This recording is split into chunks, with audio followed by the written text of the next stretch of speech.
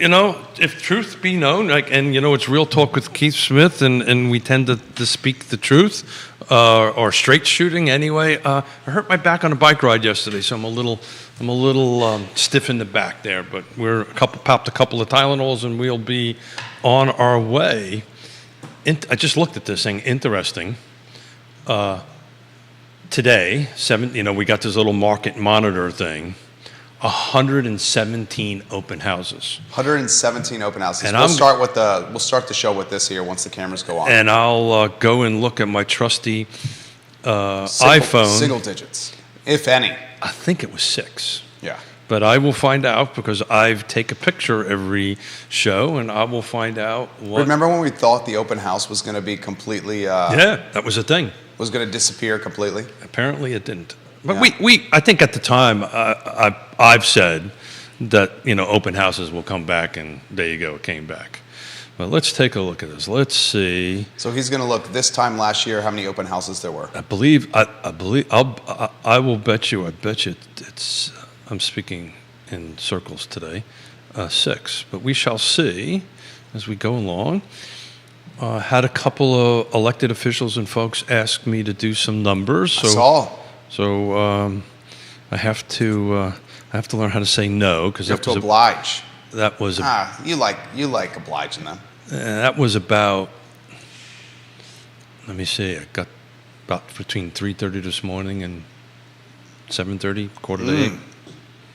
It's a lot of work, but it makes you smarter. Huh? It keeps you informed. Huh? People ask me all the time why I do this show. Keeps you on your toes. It makes me better at my job, without a doubt. Judah Wickower is the director of this Fine and Fair talk show. We can get that intro going, and we're in your hands when you want to count us in, J-Dubs. Keith is currently looking how many open houses were this time last year. And someday you could probably actually show me a faster way to do this than scrolling through years of stuff. You time-stamped it. I did. 117 open houses. Can you search by timestamp? Should be able to, yeah. Oh, really? 117 open houses this weekend, you said? This weekend, as today, they're showing, this is the 7-day snapshot going back. And here we go. We'll continue that conversation. Got it. Good Friday morning, guys. My name is Jerry Miller, and welcome to Real Talk with Keith Smith. Thank you kindly for joining us. It's great to connect with you guys in our studio in downtown Charlottesville. And today's show is all about real estate, life, liberty, and the pursuit of happiness through financial decision making. Keith Smith, the star of our program, his website, realtalkwithkeithsmith.com. Interestingly, Keith is also a realtor. Go figure, huh? He helps people buy and sell homes. Who knew? He does a lot of commercial deals. So if you need some help with buying and selling house or a commercial deal, Keith Smith's a good guy to chat with. Because today's program is going to be pretty dynamic, I think. And why it's going to be dynamic is we're going to talk data. And today, we're going to take a look to start the program on open houses.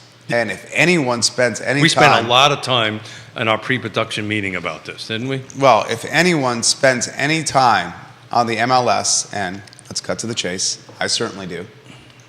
Keith certainly does. You guys will notice that the open house is back, and it's back in full force. Judah Wickower, why don't we welcome Keith Smith to the program? Put it in perspective.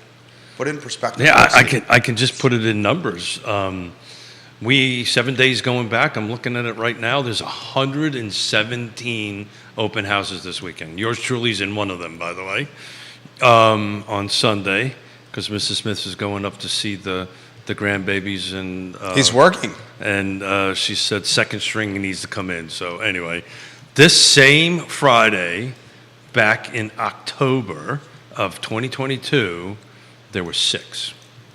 So it jumped 111 open houses between this same 7-day period going back way on this same Friday. Let me double check that. It's exactly the same Friday because I take a picture of this because I haven't figured out how to do it any other way. So I take a picture of it. That's actually a pretty good way of doing it because it's on your phone. And then like you said, it timestamps it. There was, so a year ago, this Friday, there were 79 new homes that came on the market. There's 71 now, so that's pretty darn close. There was, look at this, there was 56 went into pending there's 57. That's pretty darn close. Let's see what price changes were. Price changes a year ago was 60. There was 45. So we've got less price changes. Back on the markets is something new that I've been watching. Would you think that I'll put it back on the market in perspective for the viewers and listeners. So typically what back in the market means is it was under contract and for whatever reason it fell apart, for lack of a better term, and it came back on the market, hence back on the market. There's other back on the market scenarios. Yeah, there's other ones, but Someone that lists a home, takes it off the MLS, and puts it back on. and puts it back on. It depends, right? Well, it's back on the market if it's a new agent, isn't it? It's back on the market. It's a new agent, typically. Different price? No, price change is a separate. And that's not a back on the market, the price change? That is not back on. That's a price change. So there's Okay. an actual. But it can be a back on the market if they take it off active and wait X amount of days before bringing it back on. That's exactly right. What's the window of time? You know, you would have to ask me that because I will tell you we do very rarely do that. Oftentimes, people do that as a strategy to refreshen the days on market, to make them not seem long. The interesting thing about that is an app like Zillow tracks that. I think, correct. So when you take, so what you're talking about is when it gets to days on, there's days on market and the cumulative days on market. I believe it's 90 days, but don't quote me to that. Somebody's a lot smarter than me. Is it 90? I think it's either 90 or 60. I can't remember. There's a period of time before the cumulative goes to zero. But the bottom line is there were, you know, it's a back on markets for multiple different reasons. So it's interesting. It's interesting. There was more back on markets a year ago. There were 17 a year ago, only 14 now. So it's interesting. Our coming new on the market, we've got less inventory. That does not too surprising, but it's not a huge number. It's 8 units different. Back on markets now are a little less by a couple of units than that. Price expired. These are listings that expired. Was 9. Now we've got 18. So you're seeing expired listings jump a little bit. Price changes last year were considerably higher. They were 60 versus 45. So that's telling me the sellers and the market is getting a little bit more balanced. You know, the sellers are getting a little bit more realistic about what the price point is on it. Solds now are 56. They were 68, so we had more solds. Pendings are about flat, 56 and 57 year over year. But the big jump number is the open houses going from a year ago at 6 to 117. I didn't even think about that. Is a lot. That's a lot of open houses, right? That's a lot of open houses. Johnny Ornalis watching the program. Hey, Johnny, how you doing today? So, you know, we didn't have anything, you know, particular to kick off to today, other than I thought that was an interesting stat or number to start with, and I have to do strawberry. He's about to sneeze. I'm about to sneeze. Look at the lights. Look at the lights. Look at the lights. Yes, sir. I'll look at the lights. There you go. Is the sneeze going away? That's a broadcaster's trick. I mean, Yeah, get look at that. blinded by these lights. Yeah. I'm blinded by the light. Blinded by the lights. That sounds like a 1970s. Blinded by the I'm light. trying to remember who actually Who sings that, Judah sung Whitcar? that. Blinded by the light. Manfred Mann. I think it was Manfred Mann. It was like this weird one-hit. Manfred Mann and I something. don't think it's Manfred Mann. I believe it was. Let's see. I'm looking it up right now. Viewers and listeners. Manfred help us Mann's out. Earth Band. Look at that. Look at Smith. Oh, Keith Smith. Look at that, huh? I can go home now. My day is done. I've shared useless information. but It's revved up like a deuce. Yeah. Another runner in the night. I always thought it was like wrapped up like a douche. It's revved up It's like a little douche. ears, little ears. I mean, I'm not being involved. Yeah. So anyway, I just wanted to kick that off. Johnny Ornalis, it's good to see you today. River Hawkins, your partner in El Mexicali. Saw them yesterday. Mexicali, excuse me, opening on West Main in the Old World of Beer location. River Hawkins shared the story we wrote this morning and is very excited to help you open this fantastic restaurant. I bumped into both of them yesterday at the space. Were they excited? They were excited. They were working hard. I told them to work harder. I need to get it open. But yeah, no, it's What's the estimated opening date? I don't want to. I'm going to let Johnny tell that story. My role over there is there's a bunch of things that the landlord needs to fix that hasn't been fixed. That I got called in to help facilitate to get it fixed. So we're gonna get it fixed. We're gonna get it fixed. There you go. Because that's what we do. We're fixers. We're fixers. We fix problems and we make magic happen. So. Kick off a little bit. I was asked by a couple of viewers and a couple of city council members. Carly Wagner asked you. Carly's Carly's watching the program. John Blair, good morning. Thank you. But I also was asked concurrently by a couple of city councilors who wish to remain nameless, and that's fine, on what the average versus median sales price for single-family detached in the city of Charlottesville, and Judah, it would be slide number 1, if you don't mind, please.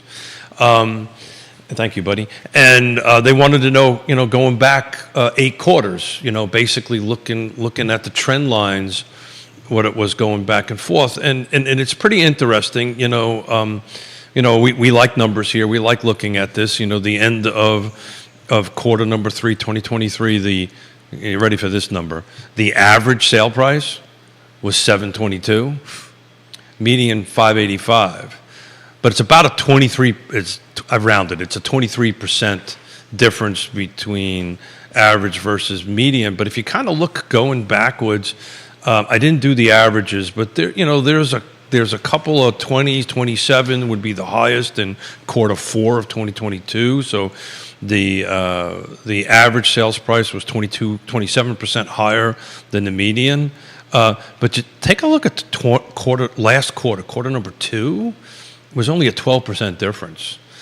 So when you talk to smart people like Woody and Dr. Lisa Steravent, they and folks like Carly, they're right. You kind of have to look at these both numbers simultaneously, or at least side by side. So thank you for making me a little bit better at this, because the average will include outliers, right? It'll include potential concessions. They both include concessions, but the average sales price includes high dollar transactions. The average is everything, right? Yeah, it's and the average and the high dollar transactions can really much skew data. Well, so it depends on who you talk to, right? Certain economists love median because it drops out, and it automatically drops out the high and the low, right? Yeah, the anomalies. But one should look at both, and I've been not so much schooled on it, but what's been told to me about that and how folks think we should be looking at this. They're right? We need to look at both.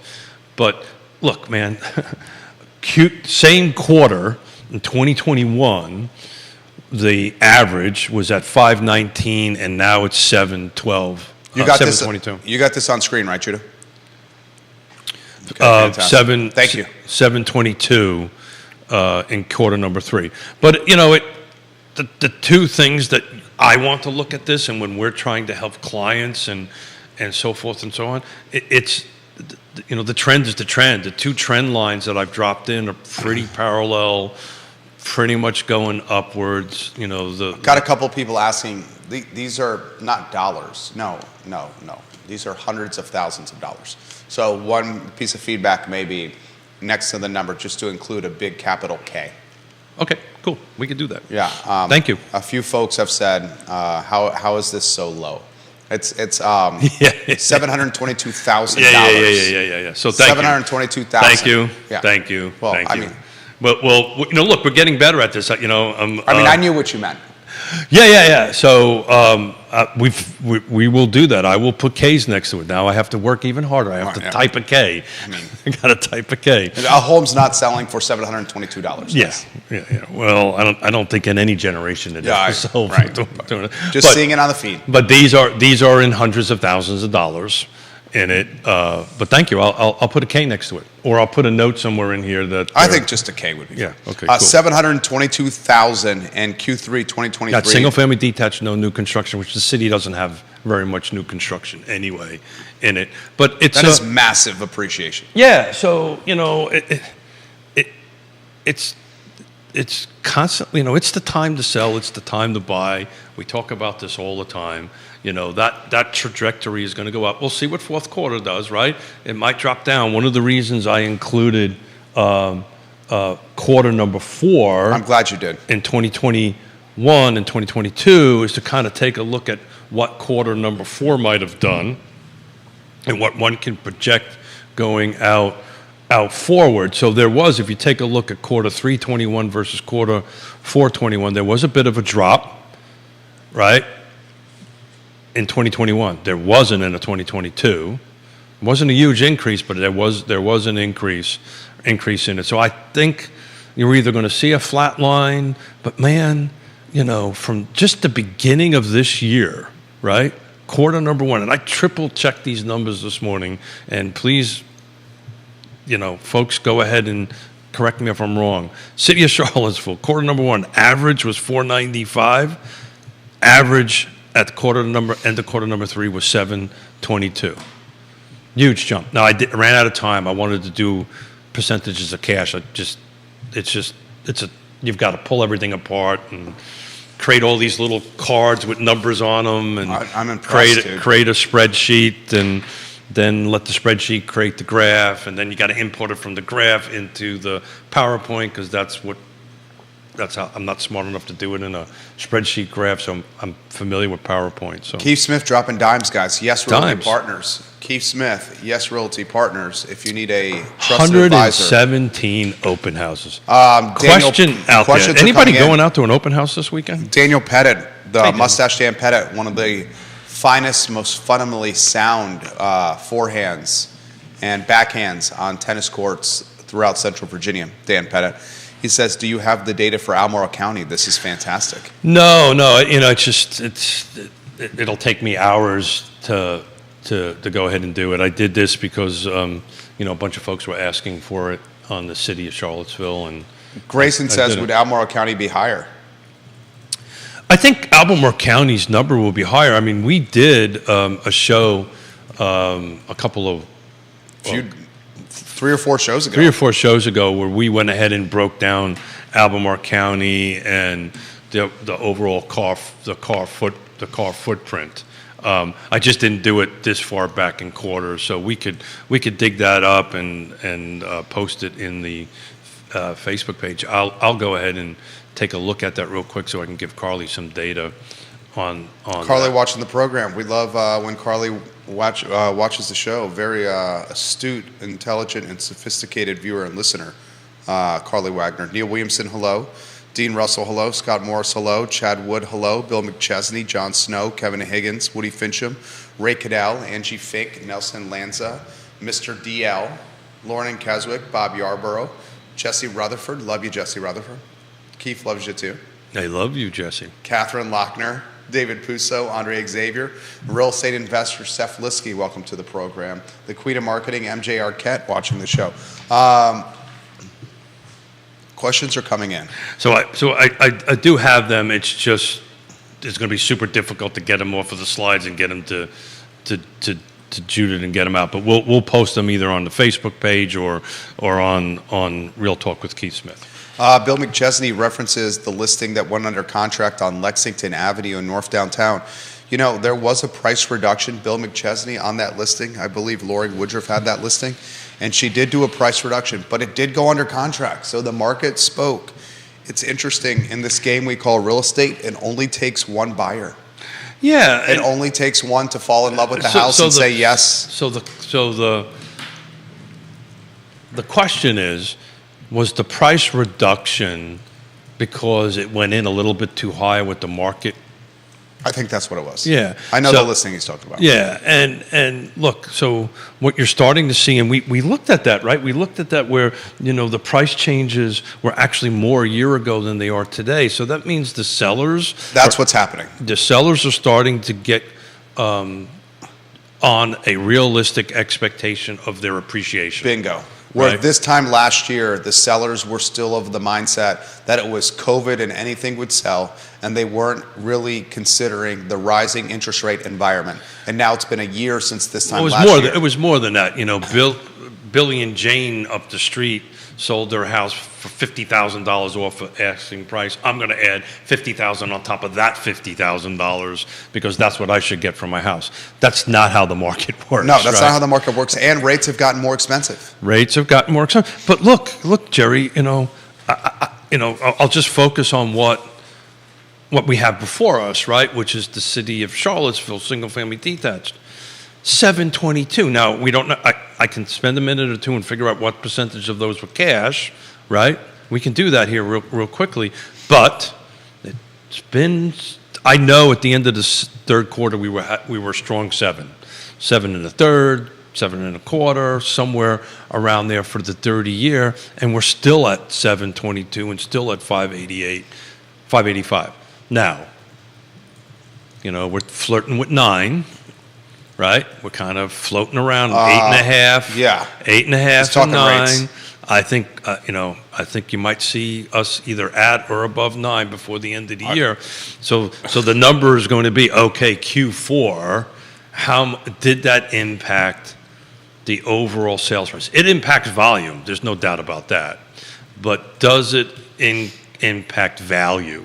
Right, what people. So I think this home that got reduced and all that stuff, I think if you take a look at what it sold and you held on to it and extrapolated it back in time, it increased in value, right?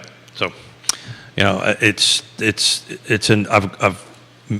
up with grandkids and I'm working all weekend. We're out looking. I got open house to do, multiple houses to show. I won't even have time to get a bike ride in this. Keeps working. Yeah, because if you're able to buy now, right? And you've got the cash and you're able to buy, right now is a great time to buy because the market's kind of in this little flux point. You're not seeing 110 open houses tells me that, right? So, this is a great opportunity to buy. Again, location matters. Micro locations matter even more, right? But if you hire somebody who knows what the hell they're doing and is able to give you accurate information and data, and then you're the right location, you may be paying a little bit more in interest right now or a lot more in interest. But if you wait, my God, if you were thinking about buying in the second quarter of 23 a single-family detached home in Charlottesville, right? You went from 520 median. I'm just going to use median for this conversation. Put that back on screen if you can't, J-Dubs. If you would have waited at Q2, say, okay, I'm going to wait to Q3 to buy a house. Your median price went from 529 to 585. Your average price went from 597 to 722. I didn't do the math of the percentage jumps on that real quickly, but you're paying more for a home.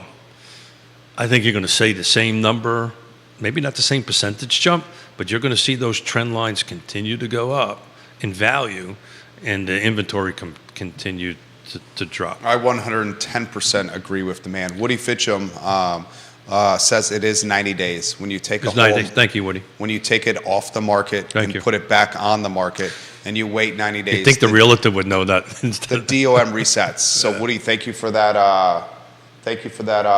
Clarity right there. One thing I will highlight, I'm on Zillow and I'm on the Realtor app constantly. An app like Zillow is tracking the total. An app like Zillow, and when it shows property history, will show that the home was listed 90 days ago for this price. And then it will show that the home was listed now, 90 days later, for the new price. The data out there is getting so sophisticated that the reset of the DOM is not something that can be, I don't know if disguised is the right word, but I'll use disguise for the show. And Kevin Yancey, he says, happy Friday to us, gentlemen. Yeah, so I'm looking at a slide just to answer the single-family detached Albemarle County sales price. So I'm looking at a slide. I just won't be able to get it to Judah, but I can give you the numbers. Median single-family detached price. This is existing quarter number 1. It was 505. The end of quarter number 3, this is for this year, was 650. So it jumped from 505 to 650 and sales price. We talked about this on the show the other day. It was interesting. The single-family detached new construction number actually went down. It went from 799 in the first quarter and dropped to 765 in that. So the numbers are a little higher to answer the question. So third quarter, these are median, right? So I don't have median and versus average. So I'd have to do that and do some more work to create those slides. But just to put it in perspective, end of third quarter, single-family detached, no new construction in the city of Charlottesville was 585. This is median. In Albemarle County was 650. So that's what? This is a very good question. I'm going to mess up her last name, so I'm going to call her Jennifer N. I'm not sure how to pronounce your last name. She says, with 117 open houses, at such a high level of open house, do they actually compete against each other? Yeah, that's a great question. There's 117 open houses this weekend, viewers and listeners. That's a great question, right? Yeah, that's a great question. It's a question for the pro over there, Keith Smith. Yeah, great. Smith don't have an answer. And he had great data to start the show. Keith comes very prepared for this program. This time last year, there were 6 open houses over a weekend. Now there's 117. So she wants to know if they compete against each other. Well, obviously. They got to be yes. Yeah, obviously. Because there's only a certain amount of time. Yeah, obviously, they compete against one another. I mean, that's just a logical thing. Now, keep in mind, that's 6 jurisdictions, right? Right. So, that's not city of Charlottesville. It's Charlottesville, Albemarle, Havana, Nelson, Greene, and Louisa. And we can also say it's across different price spectrums. It is across different price spectrums. So if someone's looking at a certain price point, which that's how we shop for housing, it will get much more narrow in its offerings, the open house. Correct. That's exactly right. Hold on a second. Yeah. So it's Dan Pettit's looking up how many attached units are open houses this weekend. Thank you, Dan. We would love to know that answer. I will relay it live on air. I can tell you, I'm looking at it right now. 30 attached. 30 attached open houses. 36 detached. Hold on a second here. Oh no, this is breaking it down by. I'm going to have to let Dan do it. This is breaking it down by sold volume. So I'm in the wrong spot. We would love that information. Yeah. Mustache Dan Pettit. Yeah. I know he likes his. He loves attached property. He loves his attached products. He's one of the biggest advocates of attached products. Yeah, well, I mean, if you go back in affordability, you go back to affordability. If you go back and look at Albemarle County, because I'm looking at the spreadsheet right now, median single-family sales price for new construction jumped first quarter to third quarter from 452,000 to 483,000. Existing jumped from 325 to 375. So it was only a $50,000 delta difference on existing single family attached in the county of Albemarle, but the attached new construction jumped from 452 to 483. And I will tell you, of the 3 homes I'm showing clients to over this weekend, to Dan's point, every single one of them are in new construction. Every single one of them are under 500,000. Every single one of them are young professional couples. Just happens to be 3 of them. Don't know if that's indicative of anything. But to his volume question, the first quarter, single-family attached existing sold, there was 42 units. Third quarter was 77. The new construction's flat. It ranges, it was 76 in the first quarter, 78. So it kind of stays a little consistent on the volume of units sold. That's because builders control the release of product. Right, on it. The existing market doesn't, right? The market kind of dictates that. But that's a jump between 42 to 77 on between first and third quarter. Keith Smith, you're prepared today. Yeah, like you said earlier, I woke up at 3:30 in the morning. Just to do this slide. This is stuff that I've done before. You okay, brother? I'm doing great. There you go. I'm sensational. So anyway, that's what 110 new open houses are going to do to the market. We'll find out on Monday, right? Right. Well, Batman and Robin may have. Oh, Batman and Robin may have some We're gonna do information to share on Monday about a little, how the weekend did, and let's see how many of those 110 open houses go into contract. That'd be a great thing to take a look at. I have to make a note for Batman so he remembers to look at that for Monday. So. all right. How's Batman from fitting in the suit standpoint? I mean, you've been riding your bike. It's going to be really loose on you, I would imagine. Oh, what are you talking about? I mean, you're fitter.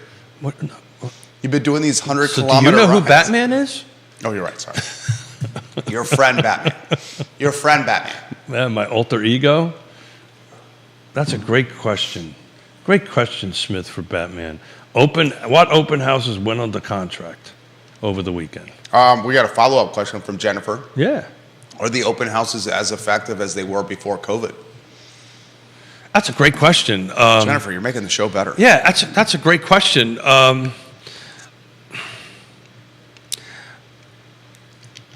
That's a big number, and I'm trying to take a look at what it was like a month ago. Dan Pettit also wants to know, are you more productive when Yona's gone? He knows better than that. So on September,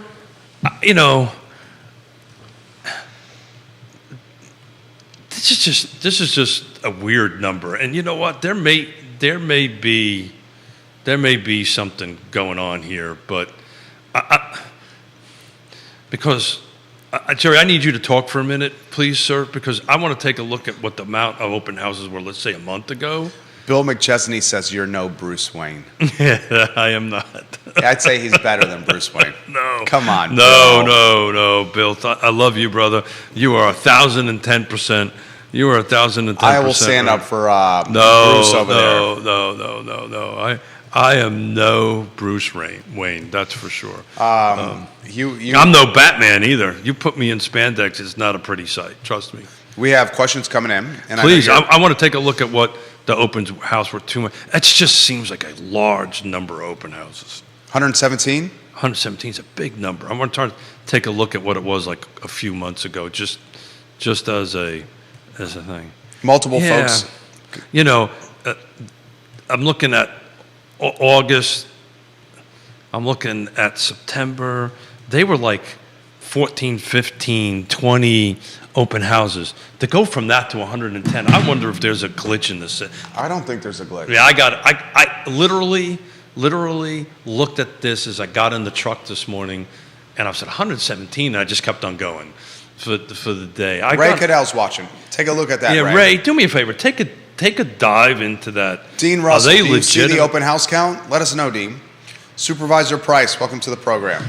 So that to go from low double digits, right? From low singles to low doubles to 117 is a big jump.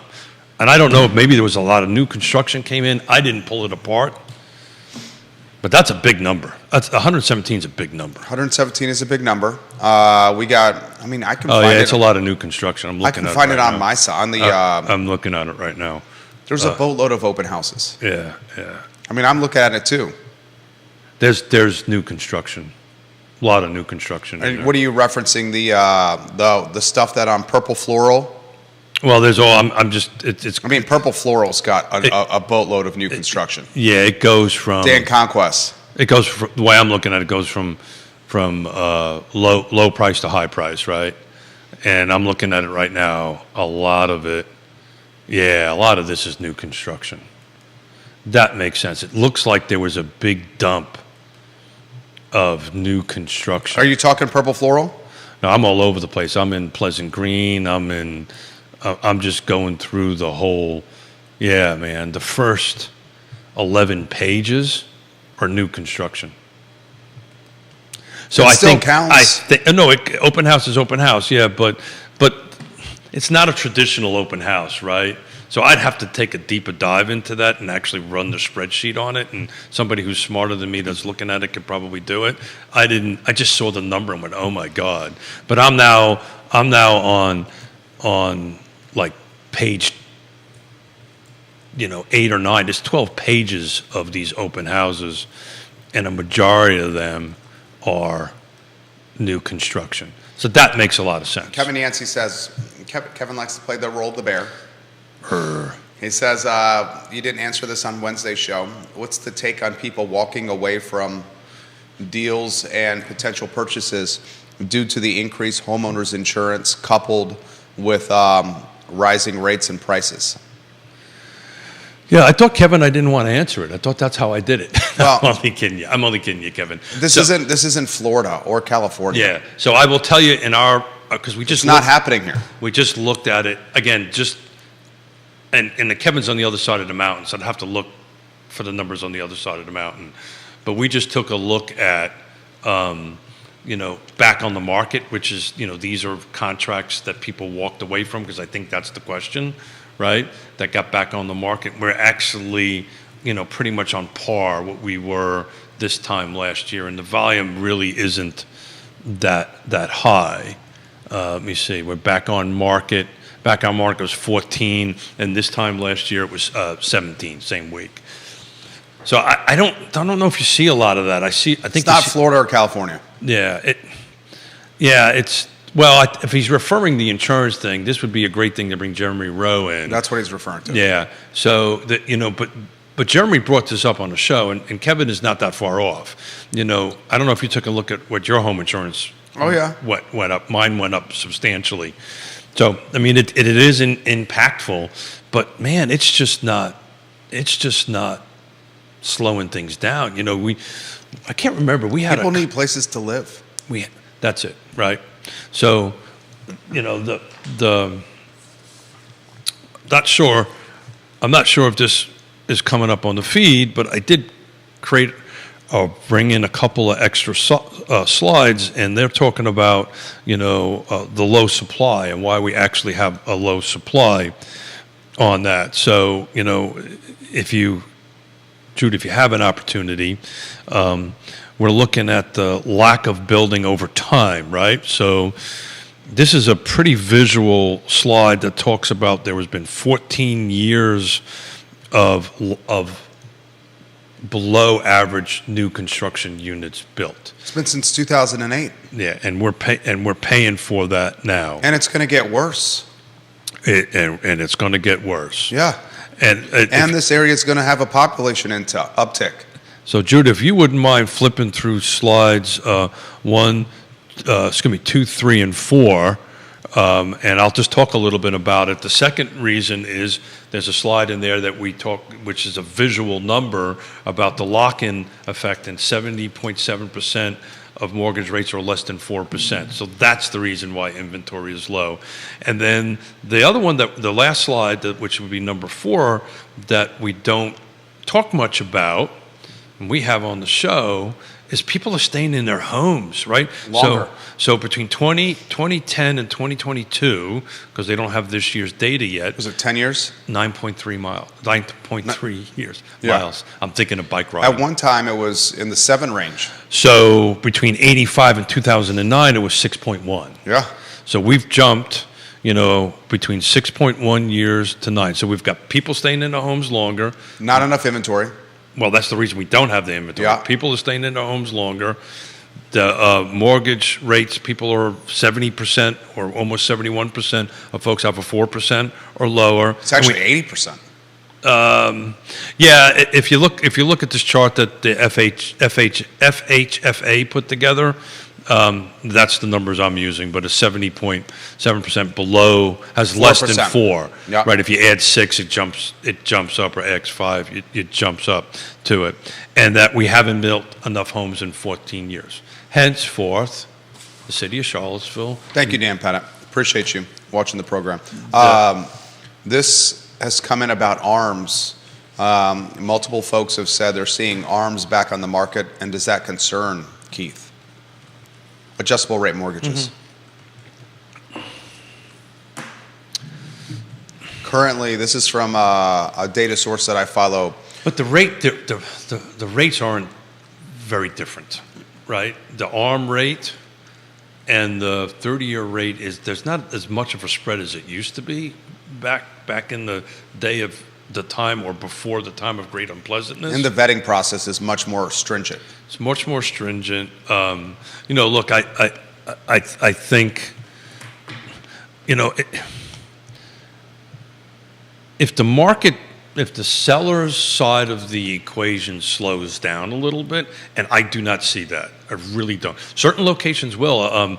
Woody sent me something from, I think it was Lynchburg or Roanoke, I can't remember, that, there's seller incentives starting to go on out there. So the micro market matters, and certain micro markets you start seeing seller incentives. I would do, instead of a seller incentive, I would do a buy down. That's what I would be doing. I would do a buy down of 1 point or 2 points instead of paying for closing costs. Yeah, I think the concern that people have about ARMs is that the interest rates are going to jump up like they did in 08, 09, 07, that kind of thing. I think actually the rates are going to start going the other way. I don't think you're going to start seeing rates going to 12, 15%, but we also had a conversation a year ago or a year and a half ago that we weren't going to see them above 4. So then there's that. That simple little fact. We've had a few conversations about We've had a few conversations about that. But look, as long as the basic economics of we didn't build enough houses, we've got this lock-in effect, which is a new thing. I had a conversation with the good Dr. Lisa Sterevant about that. This is a new calculus into the way you look at things, and people are staying more in their homes. That's just a trifecta of inventory not changing. Salaries are going up. People are moving into our area. The question becomes where is the first-time home buyer going to go? And we've been having this conversation until we were, and we're going to be having it a long time. It's just. Ray Cadell's got something poignant. Yeah, Ray we should get Ray on the show. Yeah. He shines. He shines and he plays one mean sax, that's for sure. Ray Cadell says this. This is my 40th year in real estate. He wins. He says it's clearly an awkward time in real estate, and it's been the most awkward time in real estate for him in 40 years. Yeah. He says, in all candor, it's very helpful for me and my family that I have Big Ray and the Cool Cats as one heck of a second job. He says, I wonder if when the next due cycle hits, what kind of attrition we might see locally and nationally with realtors. Ray Cadell, I appreciate that straightforwardness. Yeah. Well, I take a look at it a little bit differently. Agents like Ray are pros, will know how to adapt. United States Marine Corps, adapt and overcome. Will adapt, overcome, will always do well in it. But we're on track. There was an article written in the Wall Street Journal. I don't believe this number, but who the hell knows? They're saying look out for 80% attrition rate within our ranks. I think that's a bit bombastic. 80%. Yeah, that's a bit bombastic. I think, and I went on record. I think before the decoupling conversation started in earnest in the public view, right? That conversation's been going on for a while. And I'm referring to the decoupling of commissions, right? We've been on track to probably lose between 30 to 40% by this time next year. It's because they're just to Ray's point. They're not. The average real estate agent makes like 30, 40 grand. That doesn't make a lot of money. So if the average real estate agent isn't and that's gross. That's gross too. Yeah, that's not take home. Mm-hmm. Okay, so that's important to emphasize to the viewers and listeners. Yeah. The average real estate's making gross. Yeah. Before taxes. And their expenses. Before expenses.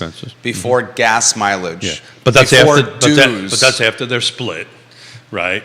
Well, yeah. Right. So but everyone has a split. Everybody has a split. So that's their gross in their. So I mean, if you're talking net, the average agent's in the. Sure. We're talking in the 20s. And look, this is making 20s. I think we're probably going to be closer to 40, 50%. I don't think 80% is realistic. I can see where he comes up with that number, right? Because, supposedly it went from 20% of the real estate agents did 100% of the, the lion's share of the deals. Then it went to 10, depending on how you talk to. People think it's 5% now. So the pool is getting a little bit smaller. It's not, we've talked about this before. In 2 days or 3 days, your car dues are due, your National Association of Realtors dues are due. We'll really know by the next 30 days how many people are staying in and how many people are getting. Car has getting roughly up. how many agents? Well, I don't know what it has now, but the last number I looked at is roughly 1,000, 1,100. It's total. The total membership's probably closer to 1,400. But you have folks like appraisers like Woody and so forth and so on that are members of it. So we'll just call it 1,000 for simple math. I think that number is going to be somewhere in the probably not. We're probably going to lose somewhere between 300 to 400. So you think we're going to have 600 agents? I think between 6 and 8. Well, by the way, if you go take a look at 2008, 2009, 2010, that's about the number we had. So you'll start doing that. But it's interesting. This is when, I've said this before, this is when the pros show up, right? You've got to really know how to do this job. We've been talking for the last couple of days about the quote-unquote decoupling and the class action lawsuit. Those questions continue to come on the feed. I'm sure it does. And, that this I wasn't going to really mention it. I wasn't really going to mention because we have covered it, but We have covered it. I have a feeling it's going to Well, it's like anything. it's going to It's like- uptick even more. It's like anything. People don't know what's going to happen, so therefore it's fearful, right?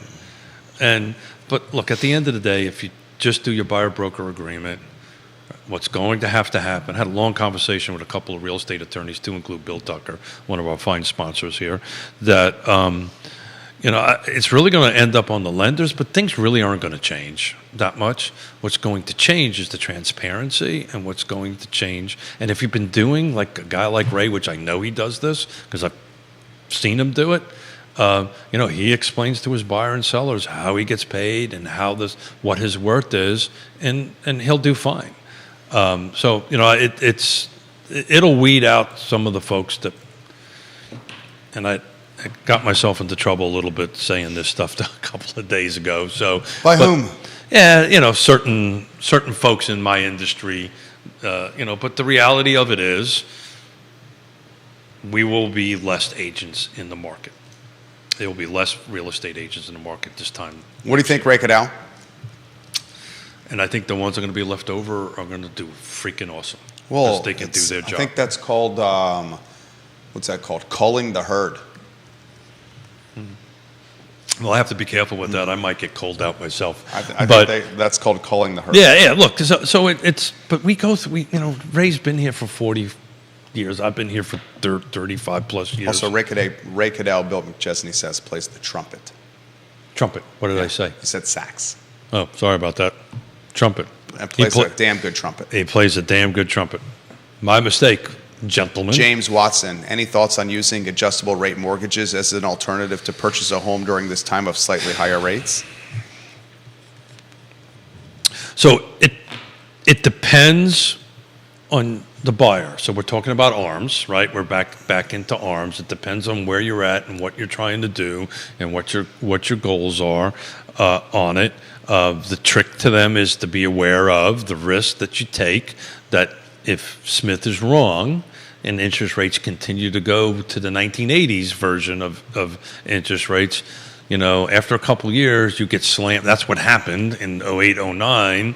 They did these 1 year, 2 year ARMs and rates jumped. Here's the gamble. This is what my boy Keith is basically saying. If you do the adjustable rate mortgage, It's good now. you are making a bet.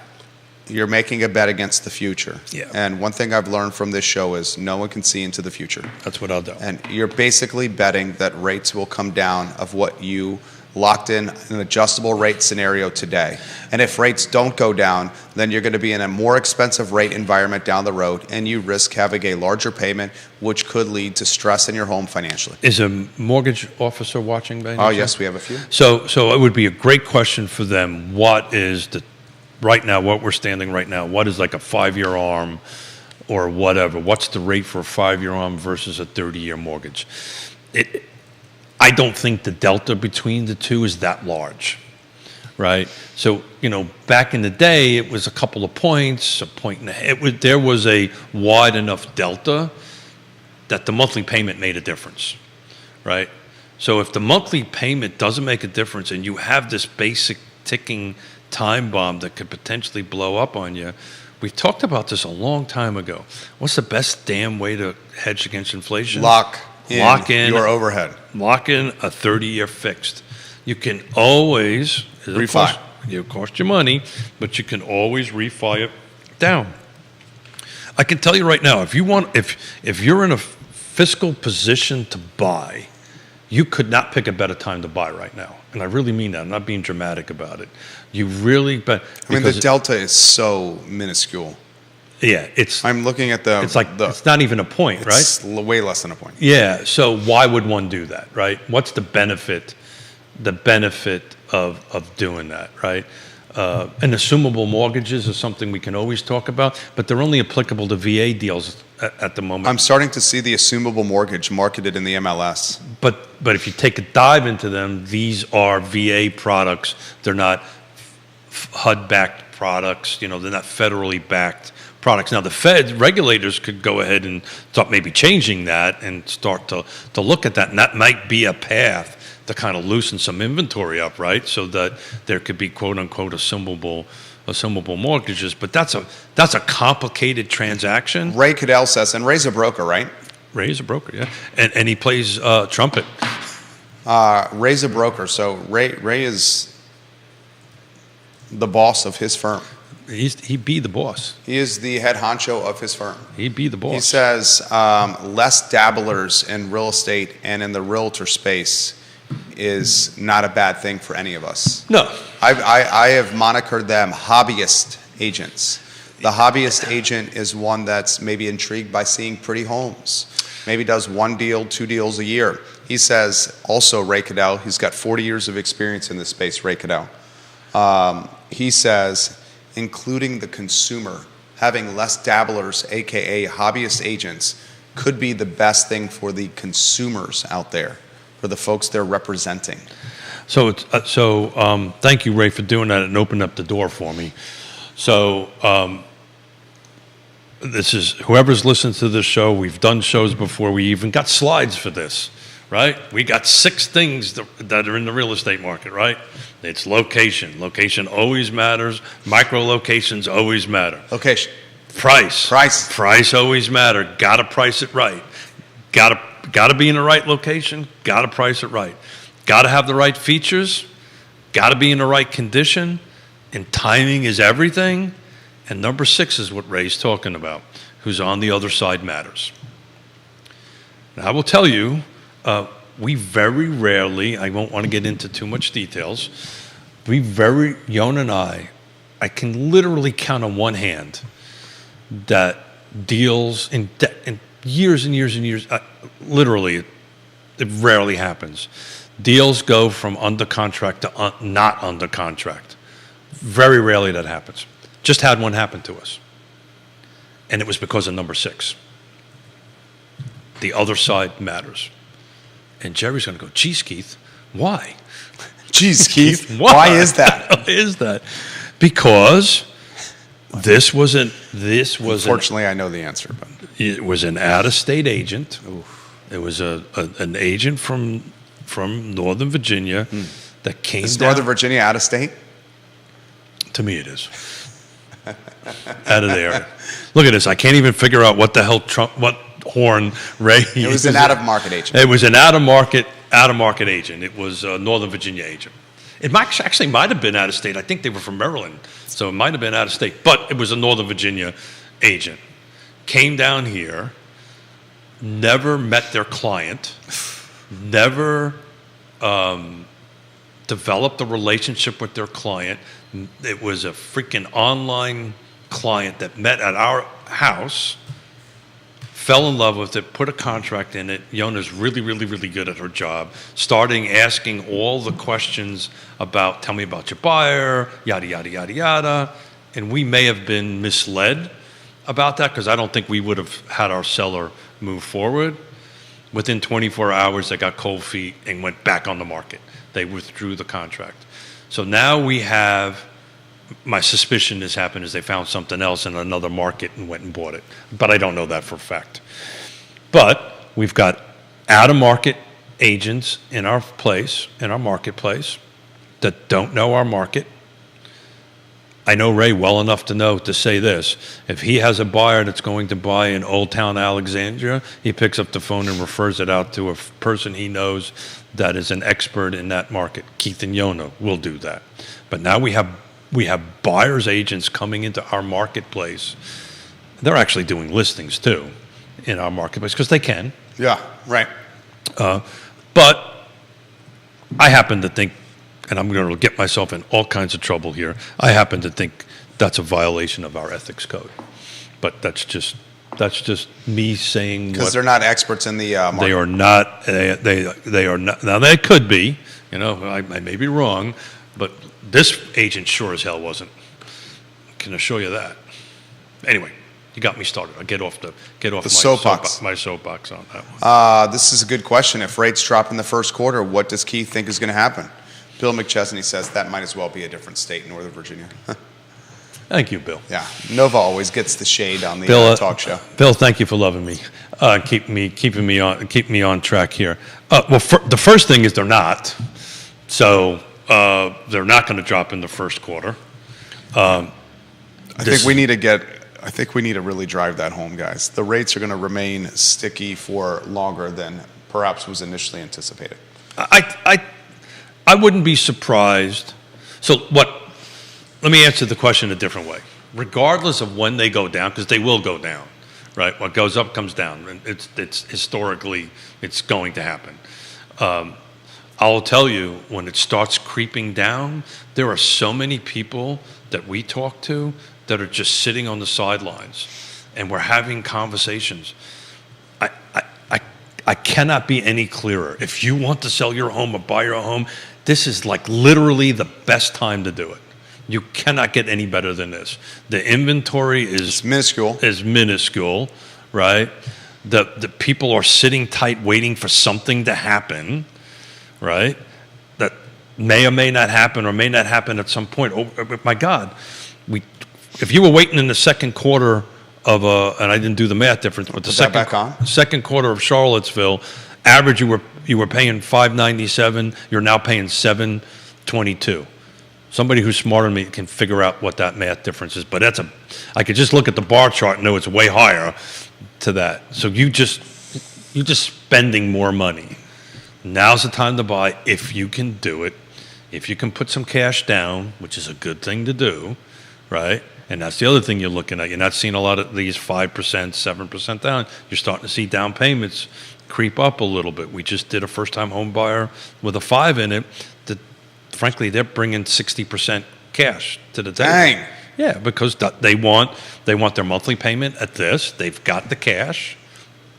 They're millennials. They've saved them for years, right? It's a nice little savings, $300K plus. Yeah, well, they do well for themselves in their professions. There you go. Right, and they were able to do that. Very nicely done. I would imagine that deal's heading to closing. I hate talking about this crap because you don't want to jinx it. Yeah, Yona's in a plane, so I'm okay. Yeah, she's not texting you right now. Stop talking about this. It hasn't closed yet. Yeah. But as not that I'm superstitious, but you never want to throw. This is there's enough stuff that happens in a transaction, and I'm working on Yvonne coming in because I want her. Try to encourage her as well. I want her. And Ray says he agrees with you. That's clearly a violation for Northern Virginia agents to try to be experts down here. For me to stutter takes a lot. Why that isn't enforced is beyond me. And how the hell do you even enforce it? But you're going to get me to go down a whole I'm going to get myself to go down a whole. Steven other says rabbit this: if he puts the over under at 500, does Keith take the over or under on agents left in car? hole. Who are we betting? Who am I betting with? Steven's asked you to do a hypothetical. Hypothetical. Prop bet, if you may. Yeah. Am I betting or am I? We're It's not a hypothetical. bet. Yeah. Yeah, hypothetical. Over under 500 this time next year. It'll be over 500. Over 500? Yeah, it'll be over 500. Over 600? I think it'll be over 600. I think a lot of people are betting that this pendulum, this inventory pendulum, or this a number of units that I can either help people buy and sell pendulum starts swinging in the favor of more. I don't think that's going to happen anytime soon. I think this inevitable O shift that's going to be 40-year O shift that's going to happen in our business is going to get a lot of people out, probably the folks that are closer to retirement age, because you're going to have to change the way you do business. You're going to have that. If you don't do this already, which I'm sure, you're going to have your buyer-broker agreement done, finished, and locked in and figured out how you pay. And you're going to have to do a buyer presentation just like you do a listing presentation. We do this already, but you do a buyer presentation just like you would walk into your house and here's my listing presentation, here's my buyer presentation on it. This is what I do, this is how I get paid, this is what I'm worth. How everybody gets paid eventually is going to get figured out. There's paths there that it could happen. But I think all of that is going to have a huge impact on it. I called this 2 years ago at a car board meeting. You called it on the show? Yeah. We have the video evidence that you called this. The follow-up question, is the era of big brokerages with many agents now over? Oh, that's an interesting question. I only know what I've seen. Okay. So when I was speaking at the CEO conferences which had the CEOs of all the major brokerages, some of them have settled this lawsuit, some have not. The topic of that CEO conference before the settlements happened for Remax and Anywhere on it was M&As. Mergers and acquisitions? Mergers and acquisitions. Okay. So I think you're going to see the bigger ones get bigger. And then there's going to be I think there's going to be two types of brokerages left over when this is done. Maybe 100% wrong. This is, if I had a crystal ball, the boutique and the massive. I believe that's what's going to happen. And I think the middle ones are going to get bought out by the massive ones because, you're in order. Look, I know this fact. People are not going to believe this. 95 to 97% of all the brokerages in the United States don't make money. They don't make money. Splits are very high. They just don't make money on it. The agents do well, but the brokerages themselves, and how do you offset that? Volume. So throws a big net out there and tries to do as many transactions as possible. You want to have as large amount as there's other ways that you can offset that too. There's other ways you can offset. Educational infrastructure provided at a fee is one example. So that's how the smaller... That's a profit center. That's how the boutique brokerages, which we are going to do that. We're offering education, one-on-one coaching and mentoring to help folks get from wherever they are to wherever they want to be, right? But the bigger, just from a brokerage level, I may be wrong. I think you're going to see the smaller brokerages like, Ray and what we are and all these little, very niche boutique brokerages going to do very, very well because we're going to be so laser focused on our client and our client, which is our agents, our partners on it. And the larger ones are going to be more large, these are going to be street, Wall Street firms that, and some of them are privately owned, but Wall Street firms that are going to do it. And literally, I told you the story. I'll leave the names out, but I was in the bathroom men's bathroom there, and there was two very large public companies negotiating over the buying of a potential local company here. So I said, I'll help you negotiate it for 10%. No, I said 6%. Oh? We're all close. 6 eggs. I got told to leave. And I got told to leave. I hope that was after you. No, no. They said you're a bit creepy. Get out of here. Is that deal going to go through? No. That deal's not going to go through? I don't know. Who knows? I got kicked out of the bathroom, so we'll see how it goes. This is an interesting question right here. Jonathan says, does that mean the importance for personal brands going to be even more important than ever for the agents? Oh yeah, yeah, totally. Personal brand, but it's always mattered, right? But personal brand will matter. I think that the inner workings in that question is, and I'll leave big brokerages' names out because I don't want to get myself in trouble. But 20 years ago, it wasn't. I've talked about this numerously. It wasn't about me as an agent. It was about the brokerage, the big brokerage, right? That's where people got attracted to. Now it's the agent. Now it's the agent, but that's been that way for a very good number of years. Big brick and mortar firms are going to kind of either get bigger or go away. We'll see. Time will tell. But look, the market constantly shifts.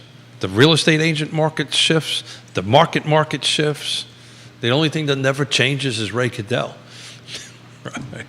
40 years in business for Ray Cadell. Big Ray and the Cool Cats. And plays one hell of a trumpet. I'll never make that mistake again, Ray. Ray Cadell, you're a good man, and welcome anytime. What's the plan for Keith, the Bachelor, this weekend with Yona with the grandbabies? Well, I'm working. I'm going to sneak in a couple of bike rides. I've got an open house on Sunday, and What's the dinner plan for tonight? That's a great question. I don't know. Roger Voisinay, welcome to the show. Hey, Roger. Don't know. Yeah, I might wander over to my favorite little watering hole. We'll see. I don't know. I'm going to make a couple of texts. Anybody want to come up and play? Please play with me. Please play with me. I'm lonely. I'm lonely. And literally, that's probably what's going to happen. Buy drinks. Please play with me. Please play with me. So, we're going to wrap up a little early today. Look at that. A little early. It's 11:23. Oh, is it 11:23? Shit. Yeah, it's 11:23. It's not a little early. So, if you're in the market to go out and buy, there's 117 open houses. This is going to be a great weekend. Wander around. I'm going to be at the Acres. Come see me. Say hi to me. We'd love to talk to you. Show you a great home that is actually right next to where I live. So you'll figure out where Smith lives. And I think I already dropped that dime a couple times ago. But there's 110 houses out there. There's a good time to buy if you can afford to buy. There's some product out there to buy. There's a ton of new construction because I'm looking at it. That's what it is. Got to tell you, if you can afford it, new construction folks are doing. I'll do this last little plug. If you in the market to buy right now and you're able to do it and you can afford the price points, new construction is the way to do it. Because right now there's got product out. This is the ones we're looking at. There's product out to buy attached. They're offering all kinds of discounts. They're offering buy downs on their interest rates. That is a literally ticking time bomb. As soon as they go through whatever inventory they've got, that's not going to be offered again. That is gone. Yeah. So if you are in the position to buy, there's nothing better to buy. And if you can, if you're at that point, buy new construction now. Even if it's your first home, it's a townhome, you're getting ready to move on. Later on to either retain it as a rental or sell it or whatever you want to do with it. But now's the time to do it. You will never see these type of deals out there in a long time. In a long time, because I think it's already happened. New construction is ticking up pretty fast. I think this is about a 2 to 4 week window. How can people contact you, Keith Smith? Smoke signals. Morse code. Morse code. Yeah. Groks.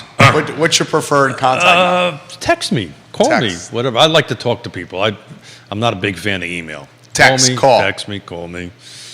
Just don't call He me. loves to help. Don't call me late for dinner. I'm telling you, if you're in the market right now and you can afford it, new construction's the path. It's going to go away.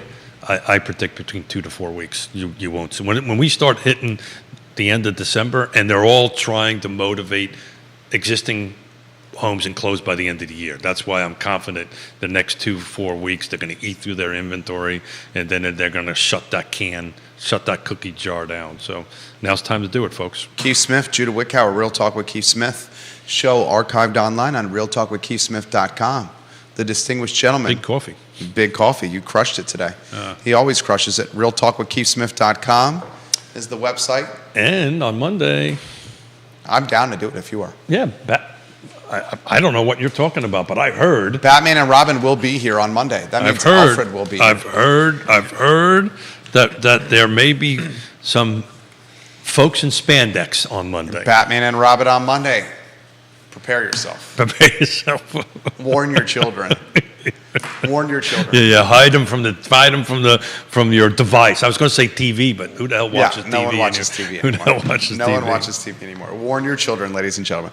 This show was a lot of fun. It's always fun to sit across from my friend. What are you doing this weekend? Oh man, we have so many plans. We have. Like any little kid trick or treat stuff? Oh yeah, Yeah, that's going to happen this evening. Good for you. There's 3 different trick or treating we're doing today. One's a truck or treat this evening. Oh yeah, cool. We're going to a vineyard that has a scavenger hunt, a Halloween-themed scavenger hunt for kids. Also allows adults to have some beverages. There you go. It's always good. We have a birthday party around putt-putt. I'm going to get some squash in. We have a lunch plans on Sunday. They're all. I mean, there's no So relaxing. you're like this Halloween thing is going from like today to Tuesday. Halloween is now in 2023 like a 4-day ordeal. When I was growing up, it was 1 day. Now Yeah. it's 3 to 4 days. Wow. Yeah, it's an ordeal. Imagine in fact, the calendar is booked solid through the first week of January. Fortunately, we're going to scoot away to the beach up north at the Good for you, man. couple times, which we're excited about. Good for you. Judah Wickower, Keith Smith, Real Talk with Keith Smith. Thank you for joining us. The I Love Seville show is up at 12:30 p.m. Thank you for joining us. Take care. Thanks, everybody. Go out and look at one of those open houses. Good job. Thank you, sir. Very good job. Judah, good job for you as well.